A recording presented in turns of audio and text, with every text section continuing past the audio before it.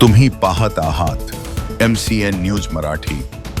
जळगाव जामोदवरून आसलगावकडे जाणाऱ्या मोटारसायकल स्वाराची रस्त्याच्या कडेला उभ्या असलेल्या आयशर गाडीला जोरदार धडक दिल्याने झालेल्या भीषण अपघातात सावरगाव येथील 25 वर्षीय युवक गंभीर जखमी झाल्याची घटना 8 फेब्रुवारी रोजी संध्याकाळी 7च्या सुमारास घडली। ऋषिकेश प्रमोद दाभाडे वय 25 वर्ष असे या भीषण अपघातात गंभीर जखमी युवकाचे नाव असून त्यास गंभीर अवस्थेत अधिक उपचारासाठी खामगाव येथील दाखल करण्यात आल्याची माहिती प्राप्त झाली आहे। सद्यस्थितीत जळगाव जामोद ते नांदुरा या मार्गावर अपघातांची मालिका सुरूच असून नुकत्याच काही दिवसांपूर्वी अज्ञात वाहनाच्या धडकेत आसलगाव नजीक निमगाव येथील युवक जागीच ठार झाला होता। संबंधित विभागाने याकडे विशेष लक्ष देण्याची मागणी नागरिकांकडून करण्यात येत आहे। MCN न्यूज मराठीकरिता दिलीप इंगळे, जळगाव।